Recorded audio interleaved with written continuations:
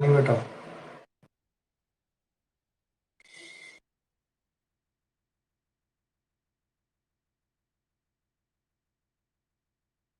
Good morning.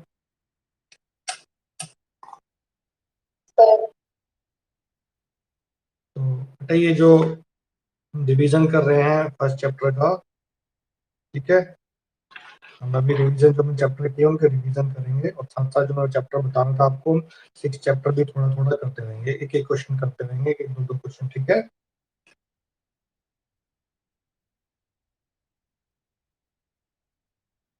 Clear है बेटा? Time से 1 मिनट या 2 मिनट पहले आप लाइव क्लास पे ऐड हो जाए तो ना।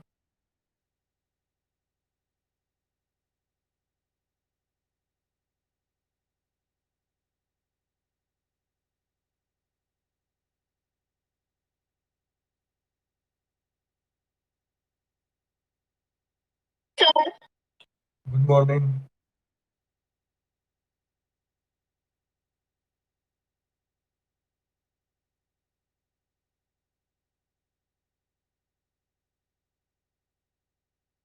ठीक है, तो आगे करें। ये अपना चैप्टर जो रिवीजन करे थे नंबर सिस्टम का, इसको आगे देखते हैं, आगे कंटिन्यू करते हैं, ठीक है। हाँ, तो कल कहाँ तक बताया था बेटा मैंने आपको? ये नेचुरल नंबर, होल नंबर वगैरह बता दिए थे।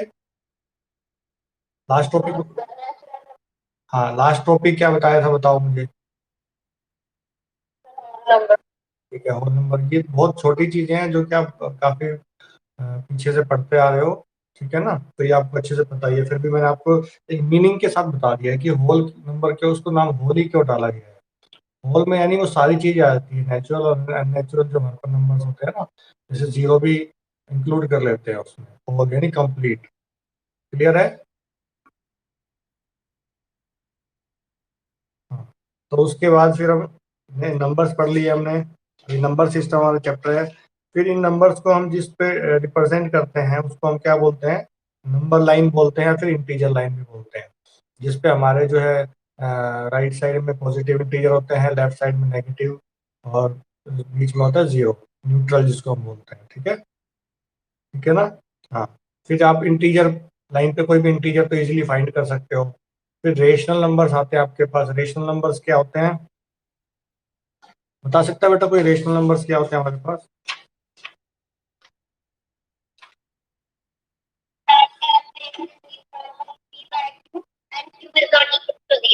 Very good Tanvi. ठीक है, तो हमारे जो सबसे पहले देखो सिंबल्स होते हैं। नेचुरल नंबर का जो सिंबल्स भी याद रखना है बेटा, क्योंकि आगे आप 10th क्लास में, 11th क्लास में जब जाओगे ना, 12th क्लास में, इनमें क्या है, इन सिंबल्स का यूज होगा सबसे ज्यादा, तो आपको सिंबल्स भी पता होने चाहिए। नेचुरल नंबर के लिए हम जो सिंबल यूज करते हैं, नेचुरल नंबर्स के लिए जो सिंबल मैंने आपको पढ़ाया था, याद रखो, सब कुछ सिंबल ही होते हैं। चाहे आप कॉन्स्टेंट ले लो, चाहे वो वेरिएबल ले लो, सारे सिंबल्स ही होते हैं, ठीक है। नेचुरल नंबर के जो सिंबल लेते हैं वो एन लेते हैं। एन नेचुरल नंबर बुक में दे भी रखा है, इसमें एनसीईआरटी में आपको ना पेज नंबर सेकंड पे दे रखा है। फिर जो होल नंबर्स हैं उनको रिप्रेजेंट करते हैं डब्ल्यू से। ठीक है, पेज नंबर 2 पे देखना। फिर इंटीजर है।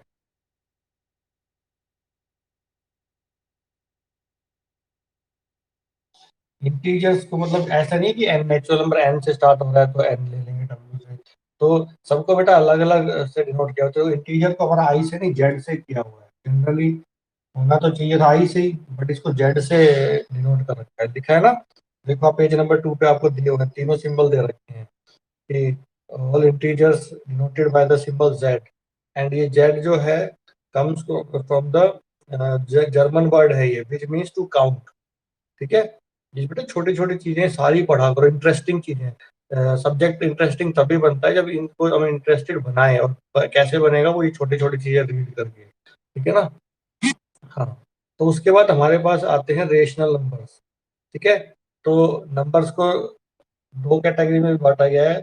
ठीक है, rational numbers and irrational numbers. ठीक है, दोनों पढ़ लेंगे हम, इरेशनल एंड, अभी फिलहाल आपको दोनों ही बता देता हूँ, रेशनल और इरेशनल नंबर। ठीक है, तो जो रेशनल नंबर से वो आपने तन्वी ने बताई थी डेफिनेशन क्या होती है हमारी, जिन नंबर्स को हम क्या कर सके, पी बाई क्यू में रिप्रेजेंट कर सके, है ना। और एक कंडीशन होती है, जो नीचे डिनोमिनेटर है, अगर आप पी अपॉन क्यू फॉर्म बोल रहे हो, कोई भी सिंबल लेना है हमने, तो पी अपॉन क्यू बोल दो, या फिर ए अपॉन बी बोल दो, या सी अपॉन डी बोल दो। तो नीचे वाले जो डिनोमिनेटर है हमारे पास, वो जीरो नहीं होने चाहिए। ठीक है, तो ये कंडीशन जरूरी है, तो ये क्या कहलाएंगे, रेशनल नंबर्स। क्लियर है। अब इरेशनल नंबर्स, सीधा सा बात है, अगर जिनको पी बाई क्यू में कर सकते हैं वो रेशनल, और जिनको हम नहीं कर सकते रिप्रेजेंट पी अपॉन क्यू में, वो इरेशनल नंबर। ठीक है, समझ में आ गया। और ये रेशनल नंबर्स, इरेशनल नंबर्स, आप इरेशनल शायद पहली बार सुना हो आपने, है ना। और किसी बता भी हो सकता है, बता भी हो, सिंपल सा है, अगर पी अपॉन क्यू में है तो रेशनल, अगर नहीं है तो इरेशनल नंबर। क्लियर है आपके पास ये। तो रेशनल नंबर की भी डेफिनेशन दे रखी है ना। फिर आते हैं, तो जैसे जैसे चैप्टर है, मैं चैप्टर के साथ साथ ही जो हर पैराग्राफ में जो भी इंफॉर्मेशन दे रखी है उसी हिसाब से बता रहा हूँ, ताकि आप जब रीडिंग करो इसको, है, तो उसमें आपको कोई भी पैराग्राफ में ऐसा ना रहे कि भाई समझ में नहीं आए। तो पेज नंबर 3 पे जो है, कलेक्शन ऑफ रेशनल नंबर्स बता ही रखे हैं आपको, डिनोट करते हैं क्यू से। ठीक है, उसके बाद बेटा,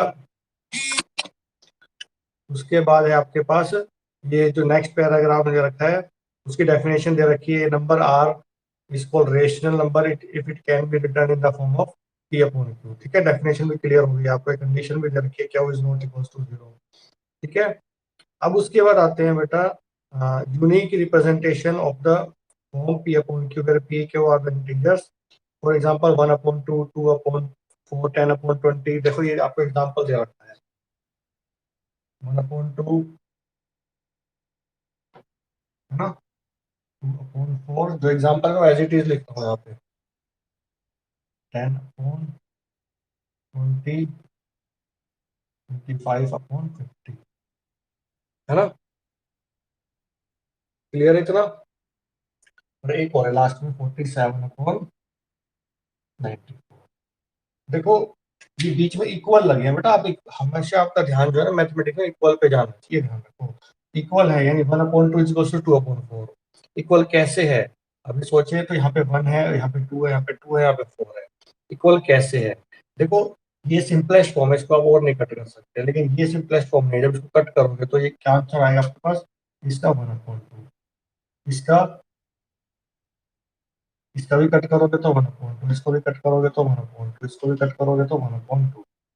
तो ये सारे इक्वल है अगर देखा जाए तो, अगर सिंपलेस्ट फॉर्म में देखें तो ये जो रेशनल नंबर है, सारे ही रेशनल नंबर हैं जो ऊपर लिखे हैं, और सारे की वैल्यू इक्वल है, सबकी वैल्यू इक्वल है, सिंपलेस्ट फॉर्म सबकी इक्वल है, 1/2, 1/2। तो इसीलिए ना ये सारे रेशनल है, बट कैसे हैं, इक्विवेलेंट रेशनल नंबर, इक्विवेलेंट।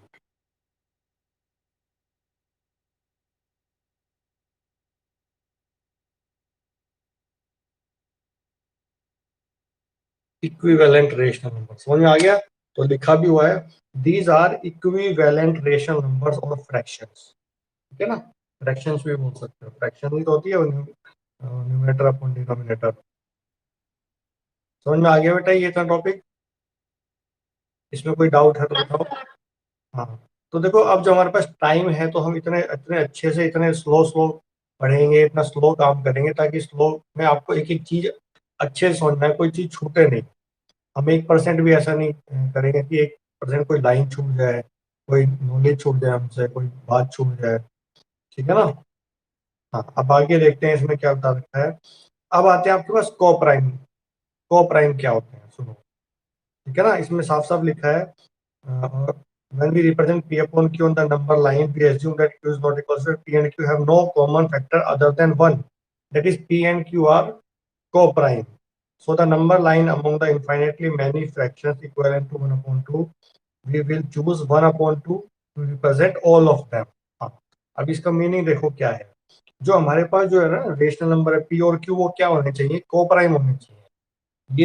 ये वाला टॉपिक आपको याद रखना है, क्योंकि 10th क्लास में फर्स्ट चैप्टर में इसका यूज है आपके पास, और यही सबसे इंपॉर्टेंट बात है जो फर्स्ट चैप्टर में आपको याद रखनी होगी 10th क्लास में। तो उसके लिए मैं आपको अभी बता देता हूँ।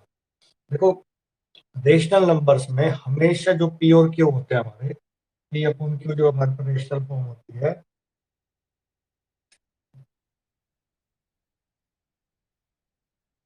ना, तो ये जो पी और जो क्यू है हमारे पास, दोनों क्या होने चाहिए, को प्राइम नंबर्स होने चाहिए, यानी पी भी को, पी और क्यू दोनों को प्राइम होने चाहिए। अब क्या होता है को प्राइम से होता है, बताए बेटा, किसी को को प्राइम बता सकता है कोई, तो बताएगा कोई को प्राइम।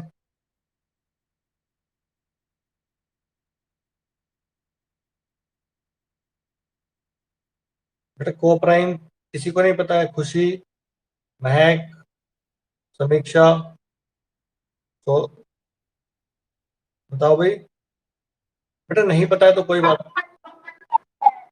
हाँ बताना दिया, which have on one as a common factor, यानी एक ही कॉमन फैक्टर होता है जो कि वन होता है। हाँ सुनो बेटा, प्राइम तो सुने होंगे आपने, प्राइम नंबर्स क्या होते हैं, जिनके क्या हो, हाँ वेरी गुड कामना, जिसके दो ही फैक्टर होते हैं, वन एंड इट सेल्फ, यानी वन से डिवाइड होता है वो और अपने ही टेबल से डिवाइड होता है। अब देखो वो प्राइम नंबर्स होते हैं, अब ये मत सोचना कि वहाँ प्राइम वर्ड आ गया, वहाँ प्राइम है और यहाँ भी प्राइम वर्ड आ रहा है तो उससे कोई इसका लेना देना है, ठीक है, ये ध्यान रखना, दोनों ही बिल्कुल अलग चीजें हैं। ये हम को प्राइम, देखो प्राइम नंबर तो एक हम सिंगल नंबर को देख के बताते हैं, है ना, किसी एक नंबर को बता सकते हैं कि वो प्राइम है या नहीं है, समझ में आया। एक लिखे हो, दो लिखे हो, तीन लिखे हो, तीनों को सेपरेट सेपरेट बताना पड़ेगा। इसमें लिख देता हूँ, 5 ले लिया, 7 ले लिया और मैंने 11 ले लिया, तो हम हमें इकट्ठा थोड़ी बता पाएंगे। हाँ पहले एक एक को चेक करेंगे, हाँ ये prime prime sorry prime number है, ये प्राइम है, ये प्राइम, अब कह सकते हैं कि तीनों प्राइम नंबर है। यानी अगर सिंगल नंबर भी लिख दूं मैं यहाँ पे, तो भी इसके बारे में हम बता सकते हैं कि प्राइम नंबर है, ठीक है, क्योंकि 1 से और 5 से डिवाइड होगा। लेकिन को प्राइम बताने के लिए, है ना, अब यहाँ देखो को और प्राइम, को मतलब क्या होता है, देखो अब सिंपल सा मैं आपको एक लॉजिक बता देता हूँ।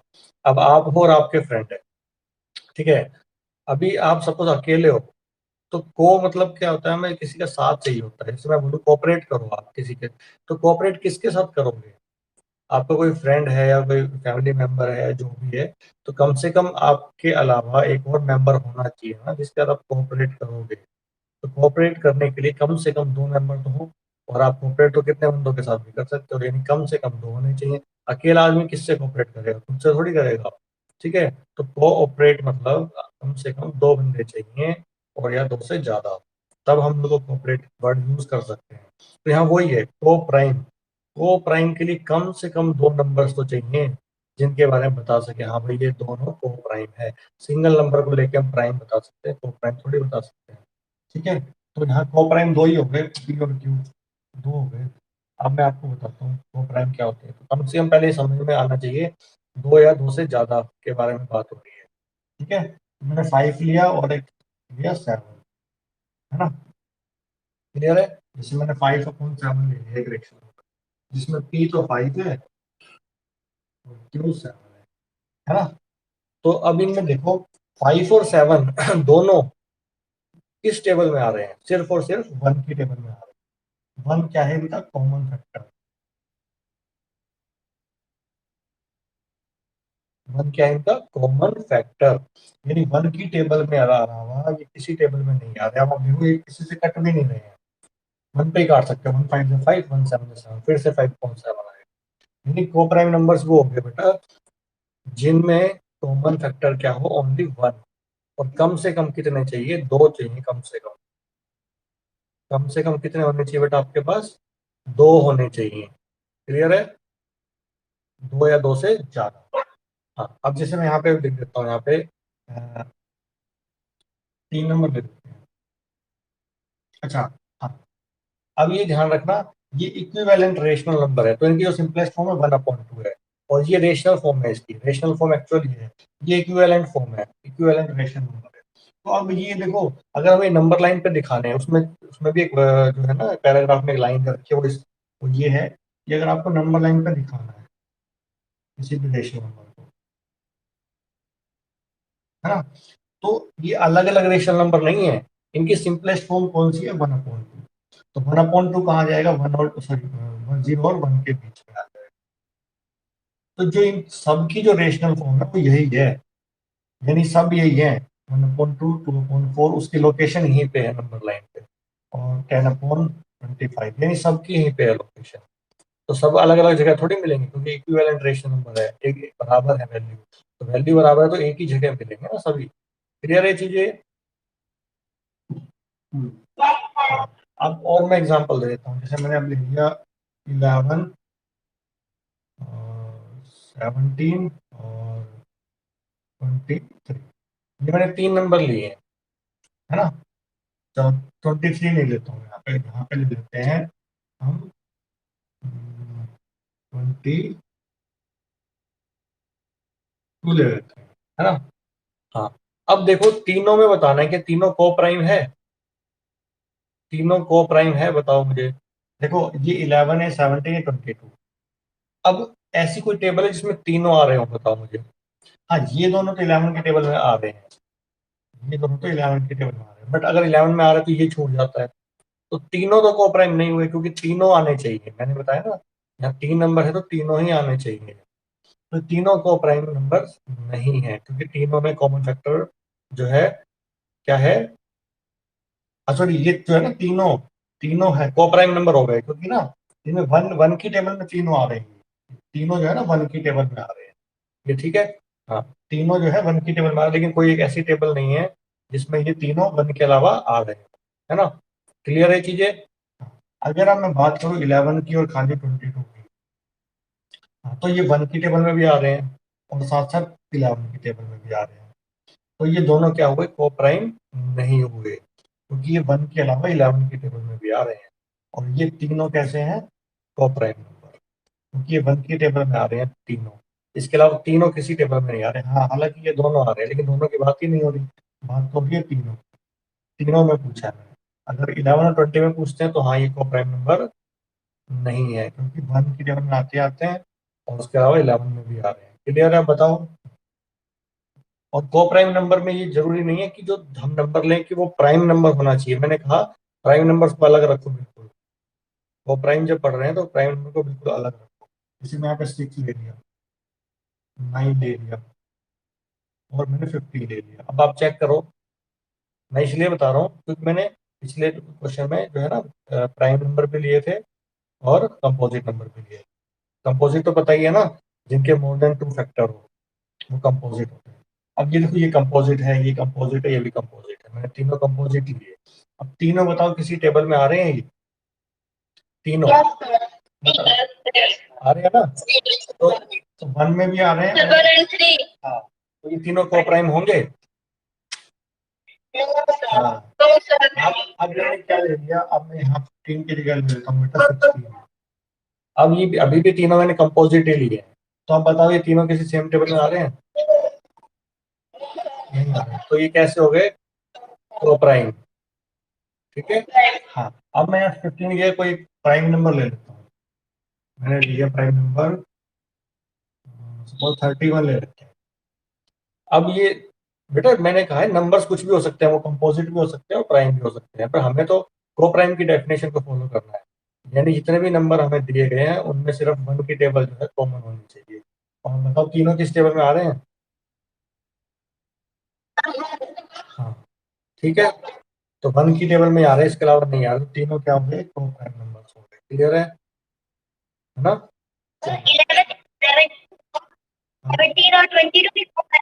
तो बताओ बताओ कौन से,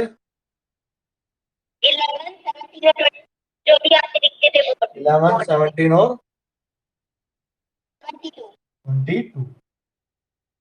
हाँ, तो बेटा ये तो को प्राइम नंबर तीनों को प्राइम थोड़ी है, क्योंकि देखो ये 1 की टेबल में तो तीनों आ ही रहे हैं, लेकिन उसके अलावा और कोई टेबल बताओ जिसमें तीनों आ रहे हो। 11 और 22 तो 11 की तो हाँ तो बेटा दोनों, हम यहाँ 3 नंबर दिए ना मैंने गिवन आपको, तीनों आने चाहिए ना, नहीं समझ में आया? तीनों आने चाहिए, लेकिन ये दो ही तो आ रहे हैं आपस में। मैंने कहा कॉमन, कॉमन कॉमन का मतलब होता है सब में। तो ये 1 जो है तीनों में कॉमन फैक्टर है 1, लेकिन 11 जो है तीनों में थोड़ी है, 11 इसमें है, इसमें इसमें छूट गया। समझ में आ गया अब? हाँ, चलो उसके बाद आगे देखते हैं हम। हाँ, फिर उसका ये एग्जांपल्स आ गए। Are the following statement true और false, give reason for your answer. लिखा है every whole number is a natural number. कह रहे कि सारे होल नंबर नेचुरल नंबर होते हैं? भाई बताओ मुझे कि every whole number is a natural number. Yes sir. False, because zero is a whole number but not a natural number. ठीक है ना? Every whole number is a natural number कहाँ होता है बताओ? यस किसने बोला था? देखो कह रहे एवरी होल, क्या सारे होल नंबर नेचुरल नंबर होते हैं? मैं होल नंबर लिख रहा हूँ 0 1 2 से लेके अप टू इन्फिनिटी। अब वो पूछ रहा है कि ये सारे नेचुरल नंबर होते हैं? भाई ये तो होते हैं, लेकिन ये कहाँ होता है नेचुरल नंबर? हाँ तो है ना, बट याद रखना ये चीजें, because zero is a whole number but not a natural number, नीचे दिया भी हुआ है, क्लियर है? हाँ। तो बेटा क्वेश्चन की स्टेटमेंट को अच्छे से समझो। कह रहे एवरी होल नंबर, क्या सारे होल नंबर नेचुरल नंबर है? Is a whole number. बताओ एवरी होल नंबर को चेक करें तो स्टार्टिंग में जीरो आता है, तो जीरो ही नहीं है हमारा नेचुरल नंबर। चलो फिर निशा, क्या हो रहा है बेटा? माइक ऑफ करो अपना। Every integer is a rational number. देखो जो इंटीजर होते हैं वो रेशनल नंबर होते हैं। मैंने इंटीजर लाइन बना दी, सपोज 0, इधर 1, इधर -1, इधर ये 2, इधर ये माइनस। अब किसी भी नंबर को हमें अगर रेशनल नंबर रिप्रेजेंट करना है तो सबके नीचे तो हम 1 लगा ही सकते हैं। सबके नीचे इंटीजर लाइन में जो भी है सबके नीचे 1 लगा सकते हैं। तो स्टेटमेंट क्या कह रहा है? Every integer is a rational number. क्या सारे इंटीजर रेशनल नंबर होते हैं? हम सब सारे इंटीजर के नीचे 1 लगा सकते हैं, तो सारे हो गए पी अपॉन क्यू के फॉर्म में रेशनल नंबर। हमें आया कि नहीं आया बताओ? क्लियर है?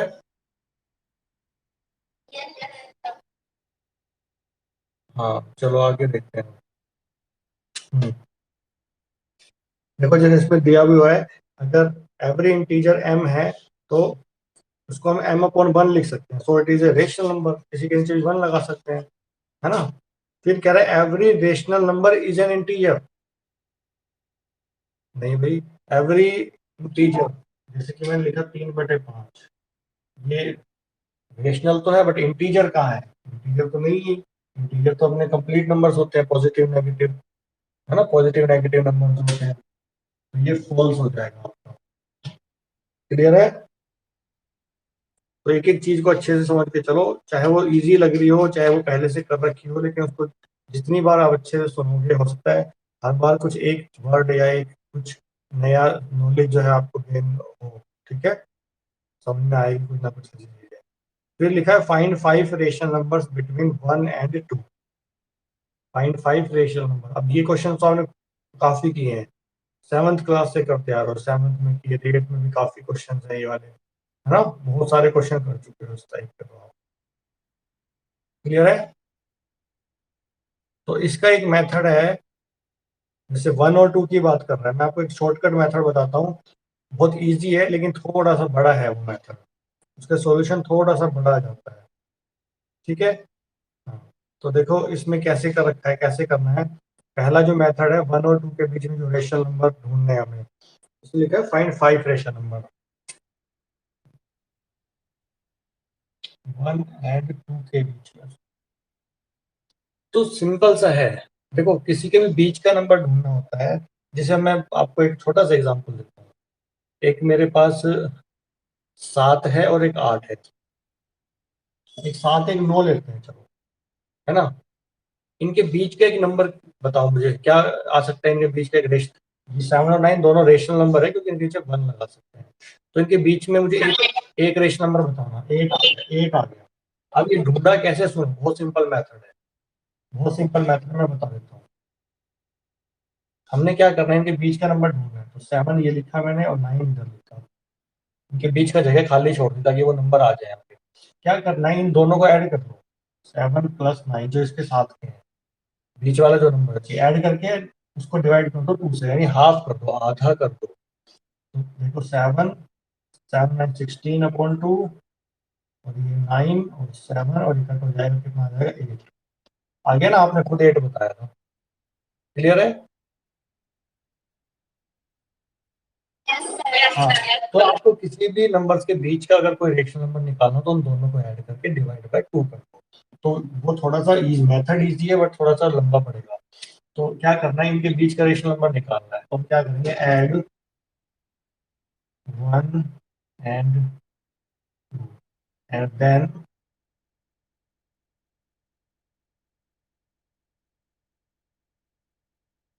Divide by 2। उसके बाद उसको डिवाइड करते हैं।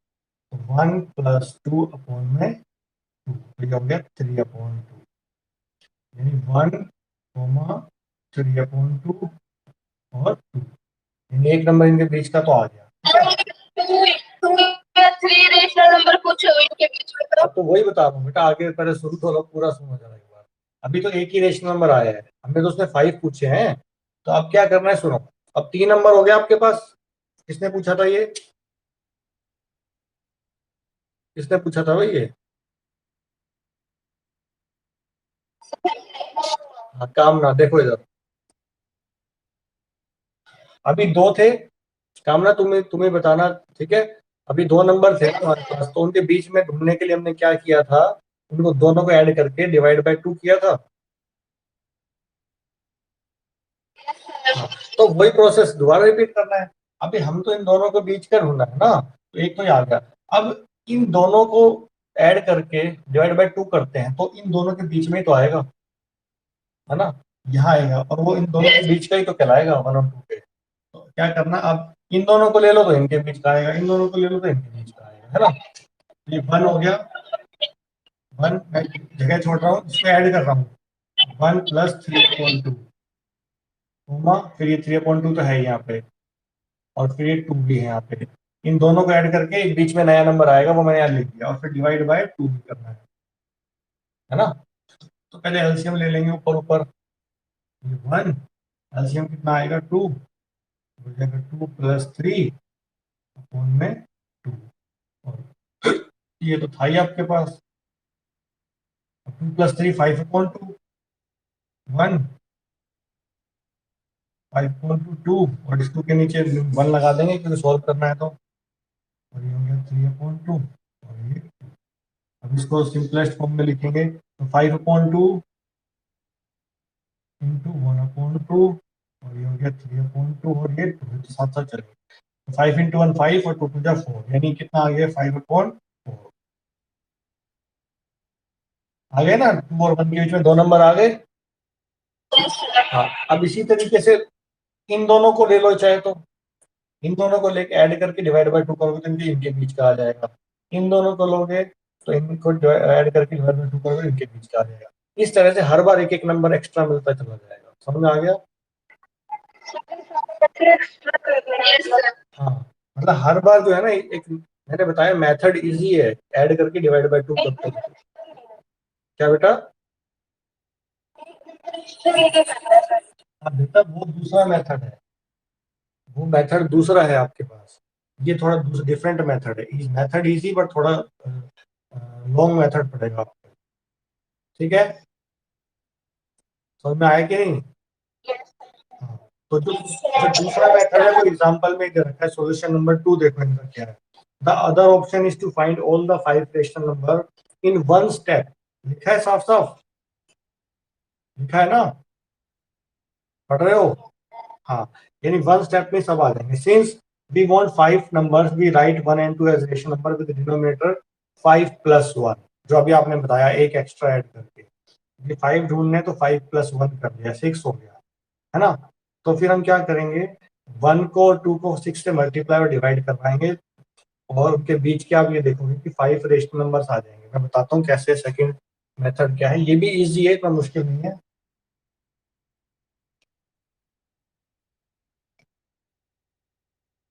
ठीक है, क्या करना है, जैसे आपसे क्या पूछा है, 5 रेशनल नंबर पूछे हैं, तो आप क्या निकालोगे, 5 + 1 6। क्लियर है।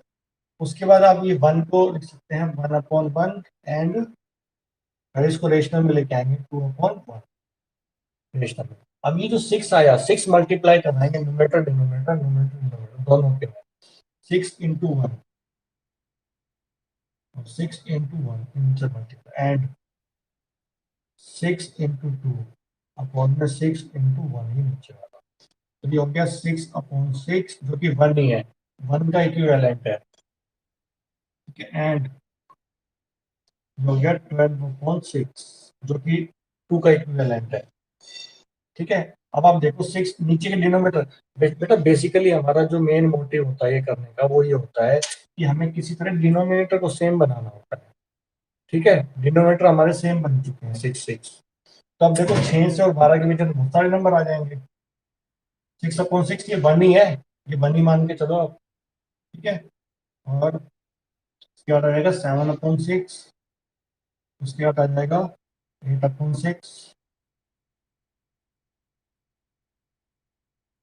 12/6। आप चाहो तो 6/6 को हटा के 1 लिख सकते हो और आप चाहो तो 12/6 को हटा के 2 लिख सकते हो, क्योंकि वो इक्विवेलेंट ही है।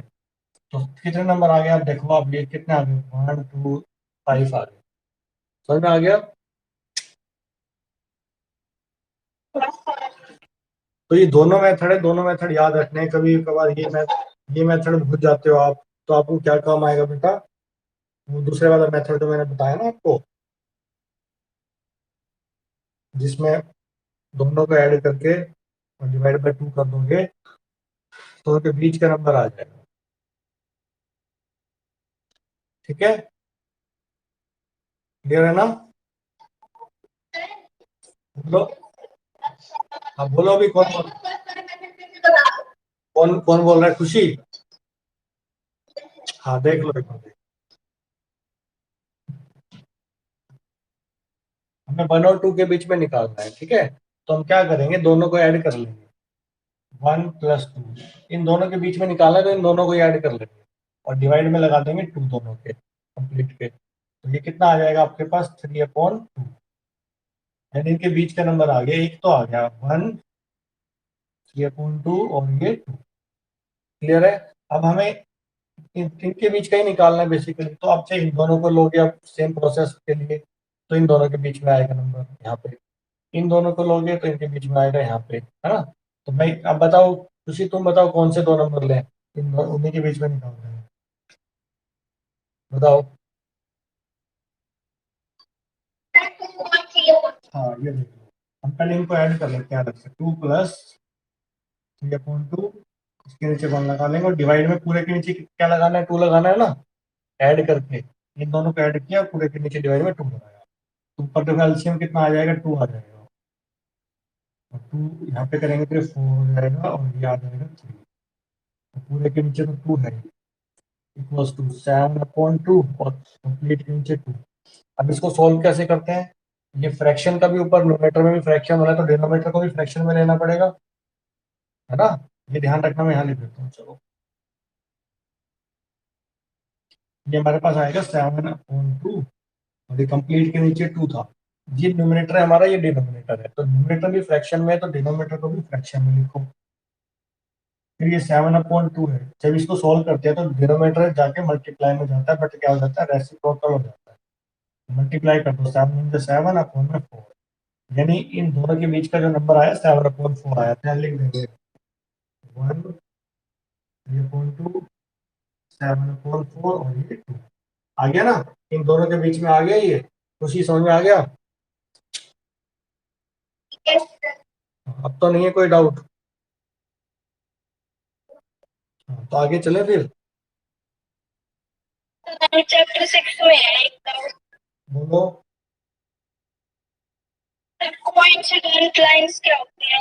बेटा कोइंसिडेंट लाइन वो होती है जो लाइन एक दूसरे के ऊपर हो, पता ना चले वो सिंगल लाइन दिखे, जैसे एक लाइन मैंने बनाई, है ना, जैसे कि आप समझो इस लाइन को छोड़ दो, आपके पास एक नोटबुक है, सुन रहे हो, आपके पास एक नोटबुक है, आप समझो आपके मैथ्स की बुक है आपके पास, आपकी एनसीईआरटी की, क्लियर है, और एक और बुक ले लो एनसीईआरटी की और उसके ऊपर ही रख दो, बुक के ऊपर, है ना। तो वो जो पहली बुक है और जो दूसरी बुक है वो एक दूसरे को एग्जैक्टली कवर कर लेंगे,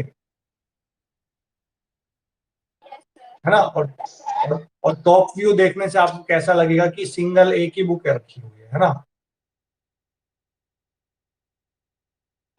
हाँ, तो यानी उसको कोइंसिडेंट कहते हैं। अब यह लाइन की बात हो रही है, तो लाइन मतलब ये मेरे पास दो लाइन है, जैसे मैं यहाँ लिख देता हूँ, दो लाइन है मेरे पास, मैंने एक लाइन को उठाया यहाँ पे रख दिया, अब दूसरी लाइन को उठा के एग्जैक्ट उसके ऊपर ही रखेंगे, उसी के ऊपर रखेंगे। अब यहाँ से देखने पे आपको कितनी लाइन दिखाई दे रही है? Only one. तो ये दोनों लाइन क्यों है? क्योंकि कोइंसिडेंट है, एक दूसरे के ऊपर है। समझ में आ गया? क्लियर है? ये 10th क्लास में टॉपिक आएंगे आपके पास। लाइंस कैसी होती हैं? कोइंसिडेंट लाइंस होती है, इंटरसेक्टिंग लाइंस होती हैं, और पैरेलल लाइंस होती हैं। लाइंस के तीन केस बनते हैं, या तो कोइंसिडेंट हो सकती है, या फिर दो लाइन होती है पैरेलल हो सकती है, या फिर दो लाइन आपस में इंटरसेक्ट कर सकती है। ये 10th क्लास में आएगा, ठीक है। लाइंस इनको ही बोलते हैं बेटा, ये इसी को ही बोलते हैं ये। क्लियर है? हाँ, ये 6 चैप्टर में पढ़ा आपने ये।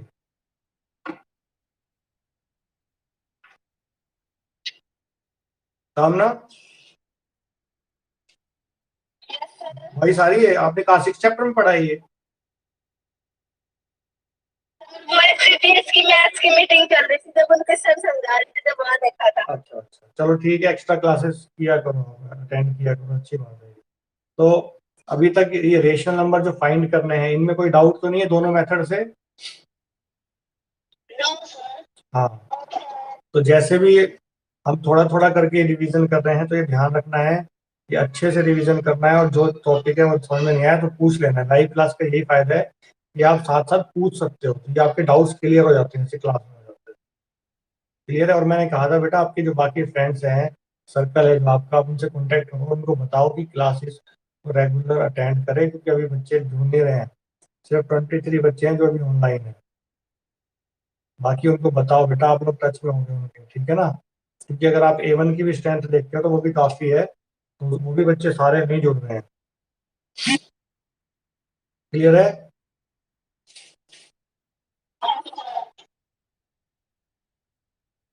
तो अब आप मुझे एक बात बता सकते हो, एक छोटी सी चीज लिखी भी है कि किसी भी दो रेशनल नंबर के बीच में कितने रेशनल नंबर फाइंड कर सकते हैं, या कितने एग्जिस्ट कर सकते हैं रेशनल नंबर्स?